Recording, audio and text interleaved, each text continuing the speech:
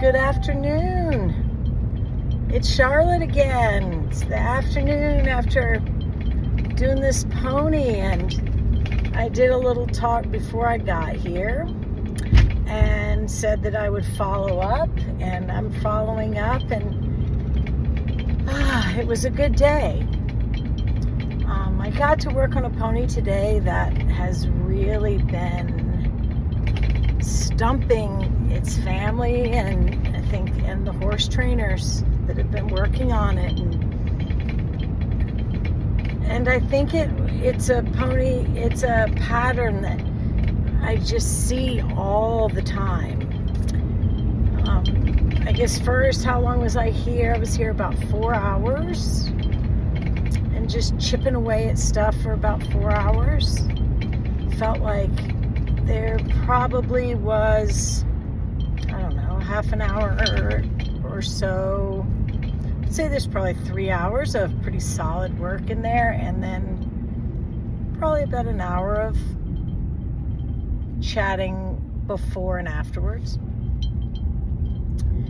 But this pony had a pattern that I just see all the time. It was super high connection. It was imported, which I just find is fascinating that so many imported horses have the same pattern. It must be somewhat in the way that they're raised that kind of sets this pattern up.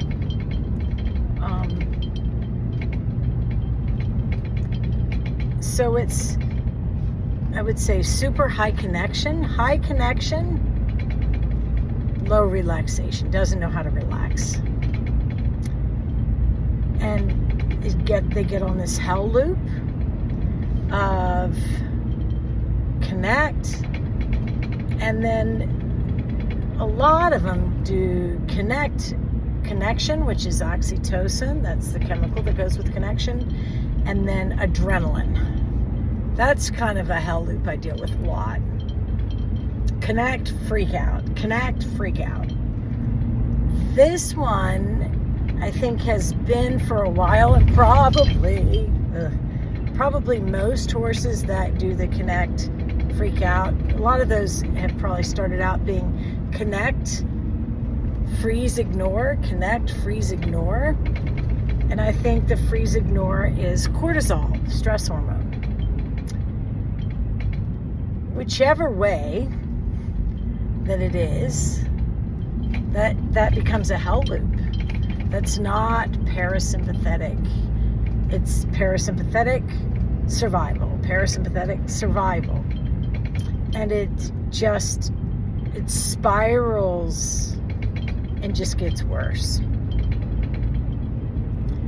The pony initially presented, I walked down the aisleway, the pony stuck its head over its yoke, ears flat back.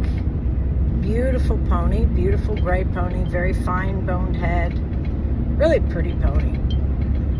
Ears back. So I felt for where the pony's bubble was. You know, where does the pony really get kind of, don't come a bit closer. So I stopped and I honored that bubble. And I just stayed there until the pony would flick an ear. Then I'd take a step back, take the pressure off. The pony's trying to control the space around the front of the stall. When I would take a step back, the pony would be like, ha-ha, and its ears would then flatten to its head. And I would just quietly step back forward. And I'd wait for the pony to choose something more relaxed or connected. So it'd flick its ear back. It would connect. And get through this roundabout thing. It would connect. And then I'd step back. So I'd take a little bit of the pressure off. So my body physically was tapping on the pony. I found the edge of the bubble where the pony didn't feel the need to just absolutely blow up, but I found a spot where the pony didn't want me to be, like, this is uncomfortable, this is creating some stress. And I would just wait there until the pony would try something more relaxed or connected. If this was a pony that was more relaxation oriented, it would have, or not so high connection, it would have retreated back into the stall when I didn't move. But the fact it's flicking this ear and connecting, that shows me, okay, we're dealing with something that's connection oriented, the feet are sticky, and it's choosing to solve the puzzle, the stress puzzle with connection. That's going to be a superpower of this pony, connection. If the pony, backed up and moved its feet and went into the stall, I would know, okay, this one has a little looser feet, whoa, gotta turn. So I stood there and just sort of messed with that for a second until the pony was like, oh, you're really not going to step further into my bubble? You're not going to really press me? It's like, no, I don't have any reason. I think stepping further in there and making it move its feet would have been rude. That's rude. If we're blasting through its bubble and saying, you need to submit to me, for this pony, pony was kind of a high leadership, like, I'm not going to back down, high connection, solving the puzzle with connection. I need, high leadership animals have a high level, they really need dignity. Dignity is a big piece for them. So I don't want to go in there and just take it from him. That would be so rude, and he would think I was a jerk. It's not going to set us up to have a very good relationship. So that was the first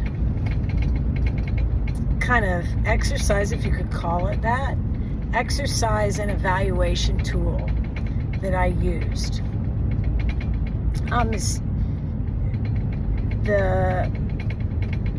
His person and Nanny came up. They stood close. He was ears up first to them, connecting to them. So obviously he's established a really kind of a nice relationship with them. But then he was ears back trying to move them. And he was especially doing that with the Nanny.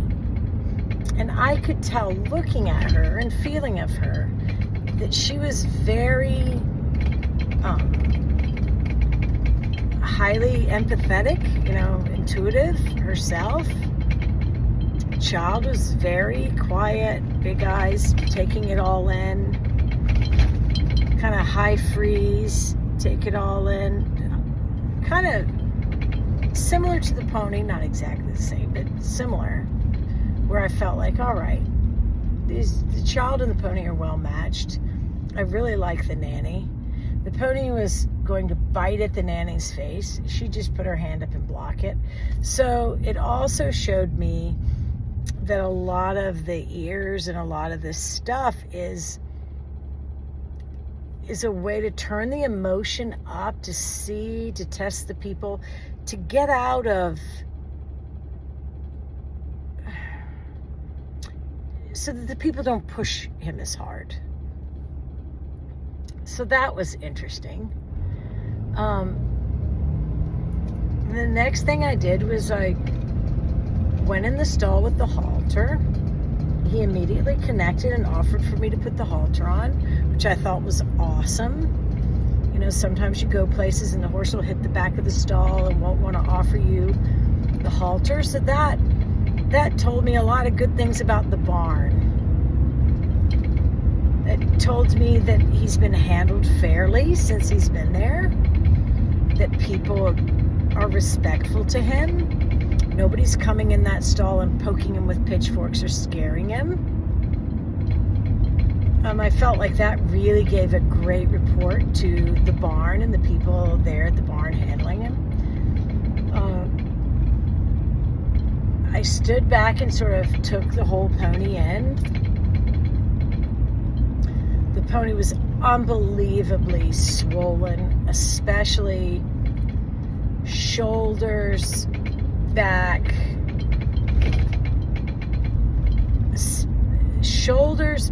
through especially the flank, the swirl in his flank.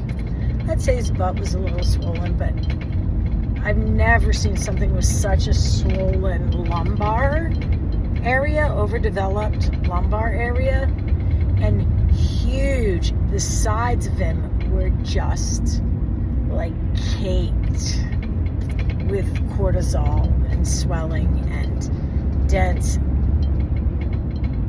I was surprised how high and tight his back was. This is not a pony that holds his opinions, and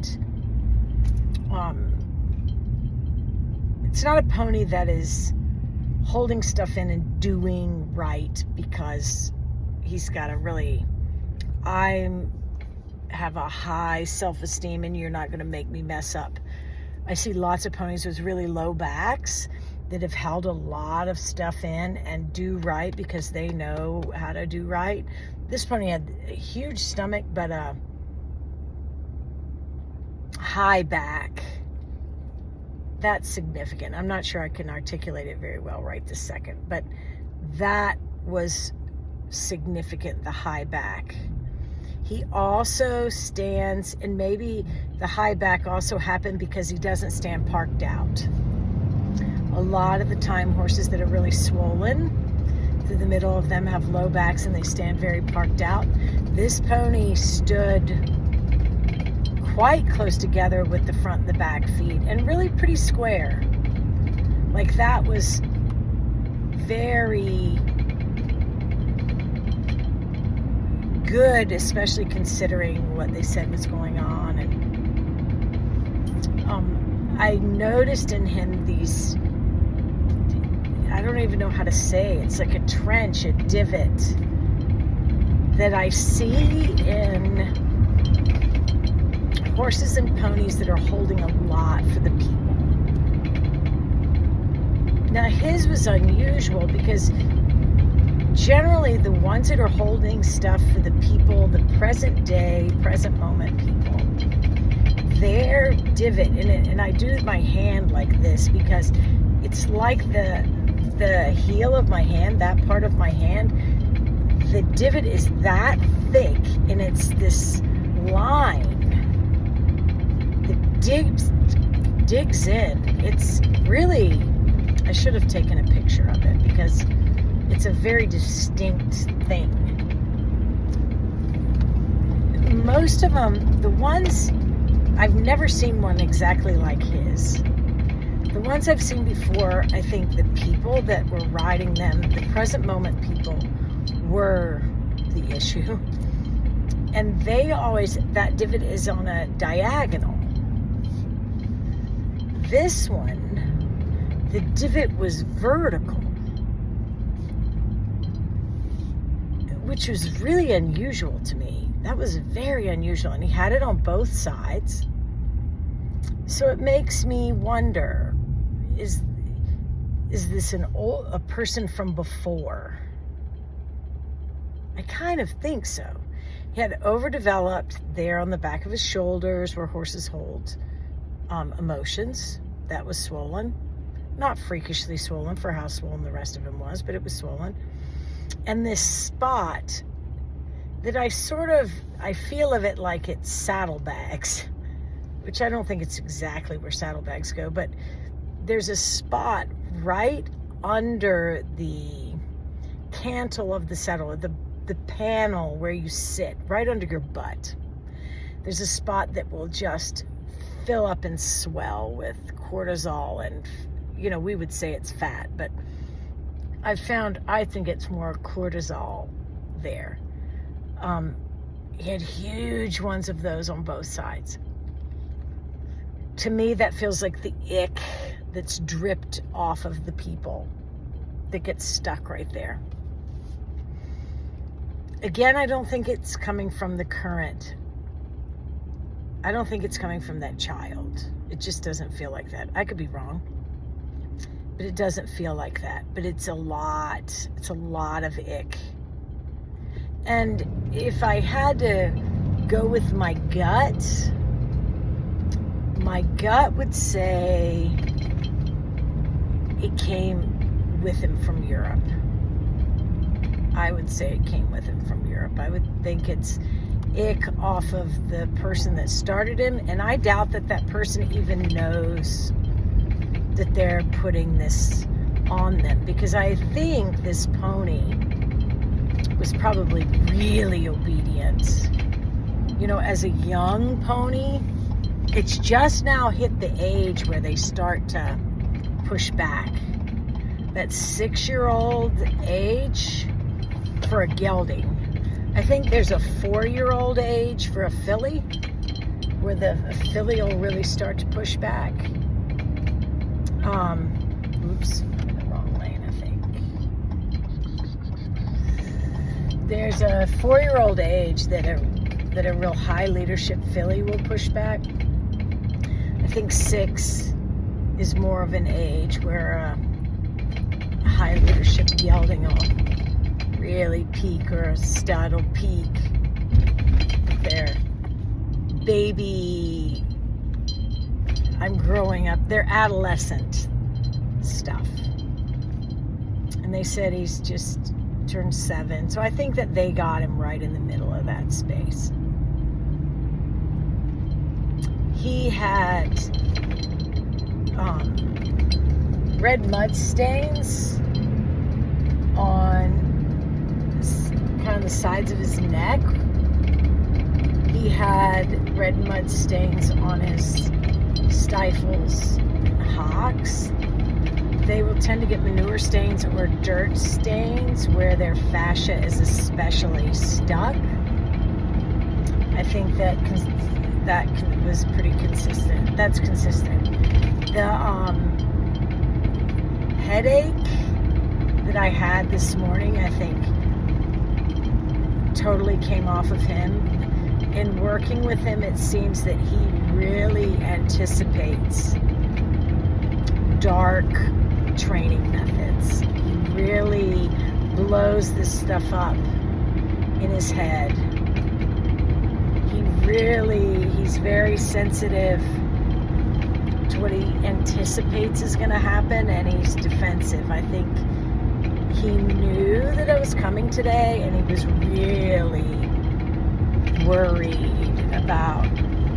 in his mind. I didn't get yucky stomach until a little bit, when I was just a little bit away. Then all of a sudden I felt like my stomach wasn't hurting, but I felt like I wanted to throw up. So those are kind of my ways to say, oh, anxiety. But a lot of the time when I'm going somewhere, my stomach will be cramped horrible. I think that's a little more of an emotional stress. This one, I think, stress is in his, between his ears, where I was like,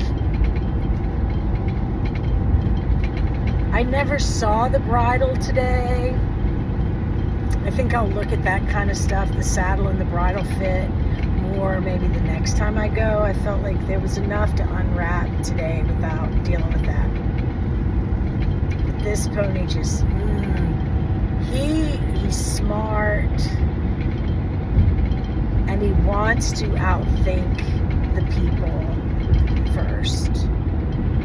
Like, I never felt like there was meanness. I think there's bluff of meanness to try to get people to back off. I don't think that, it doesn't feel like this one's going to really follow through with that. I think you'd have to push him pretty darn hard to get him to do something really dangerous. He's going to be dangerous enough to make you quit. I think he has enough self-preservation. He's not really going to want to hurt himself or you. So I looked at his body. I stood back. I gave him a few minutes. I think he realized that I was there to help him, with no intention of dominating him. Like, I'm really here to help you sort through this. I went slow, deliberate, not sneaky. I think the next piece, I asked her, did she have a stick? She had a little short bat. Of course, I've got whips of all sorts in my truck, but I thought it would make more sense for me to use the bat or the whip or whatever that she's going to use. And it was interesting because this whip was intensely dark purple, and the halter had this teal or kind of turquoise padding. So I was like, wow, this is really purple. I was like, you must really like purple. You like purple with him. And they said that purple was her color. His color was teal. And I said, well, I saw the padding on the halter. And I said, well, that particular color of turquoise or teal, however you want to call it, is very healing. That color is very healing. It's got a high vibration of healing. And I said, but I'm not sure about purple. You need to Google what is, like, some color theory. What is the meaning of this purple color?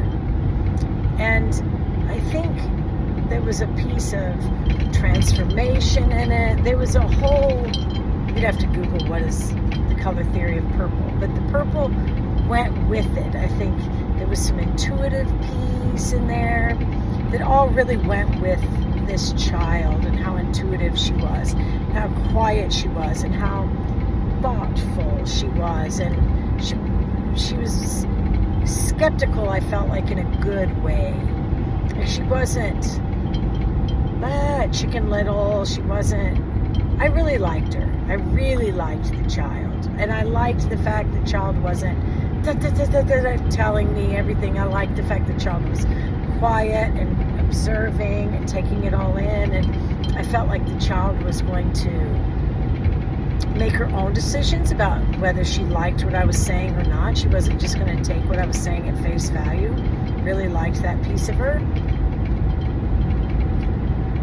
I want all my students to do that. I want them to have an open mind, but I also want them to be skeptical in a good way for their horses. I want them to be an advocate for the horses. I don't want them to just be like, come here and just do anything to my horse. I would like to feel like if they thought I was being unfair or mean, that they would say,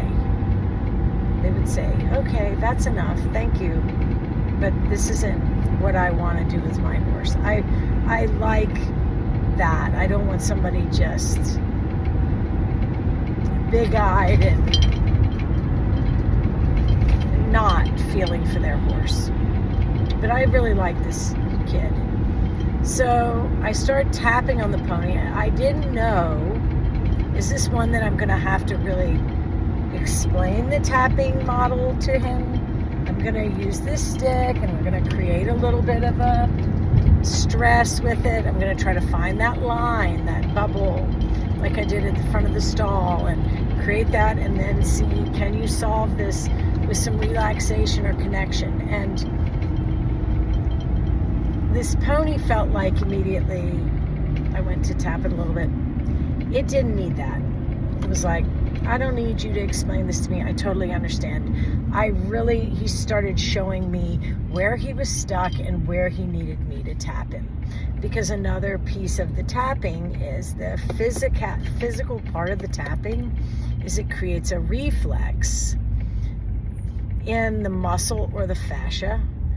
I was taught it was in the muscle. I kind of think it is in the fascia. I don't know that. I don't know how to really test that. But this pony understood perfectly that my tapping could create this reflex. One of the things that reflex does is it opens a new neural pathway to the brain. So if If that were blocked by the fascia locking down and immobilizing, it helps open it back up. It also, like, for example, people with strokes, they use this tapping and this to help open a new neural pathway in the brain and bring that muscle back online, because sometimes parts of your brain are damaged and you can't, the part that works that area is no longer there. So you've got to open up and light up a new spot in the brain, create a new neural pathway so that we can, get a new telephone line so we can talk to that spot in the body again. He really liked that.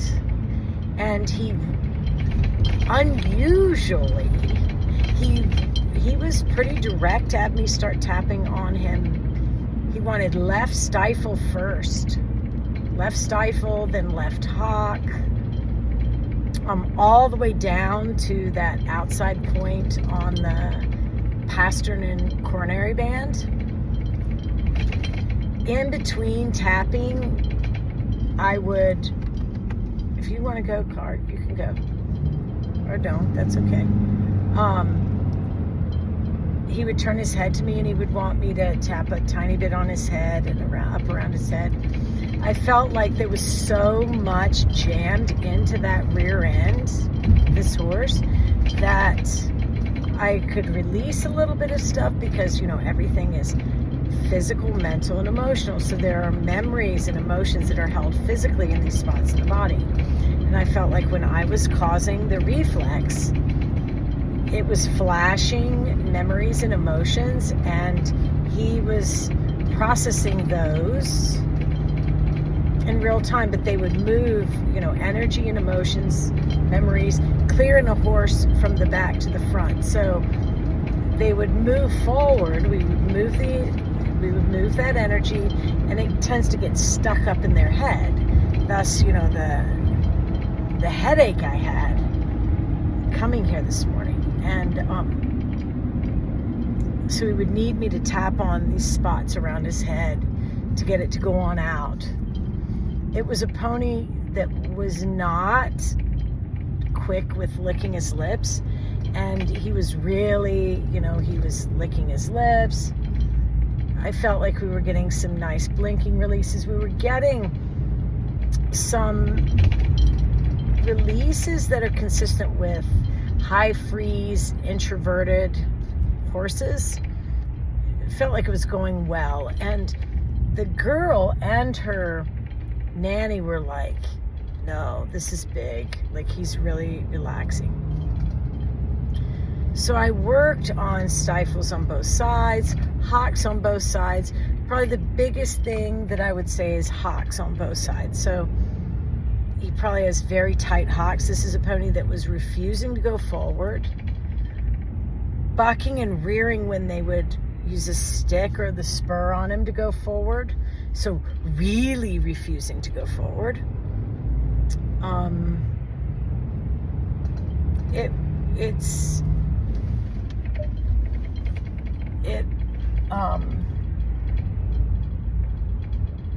It all was lining up with each other. I tapped some on the middle of his body to try to help that cortisol deflate. It started to deflate, but it felt more like that cortisol in the middle of his body was a result. It wasn't the problem. So I wasn't obsessed with that, because I felt like that's going to take care of itself if I find the root of this stuff. So he really was getting peaceful, and some people came by the stall and they were like, wow, we've never seen him that relaxed in the stall. And I was tapping pretty hard. I've gotten now where the more accurate I am, the more I can turn the volume up and be able to help the horses. And a big part of my work right now is being efficient. That's a big part of my challenge, is not see how long you can take, but how can I be most efficient? You know, I could take 6 years to do something, but it's just my own little puzzle of how to reading the horses and then being efficient. And part of that is knowing where to turn the tapping up that the horse really gets the most benefit. The horse was responding great to it. I felt like we got an awesome response. So the next piece, I'm trying to decide whether to cut this off and start it back. I think I'm going to cut it off and start it back.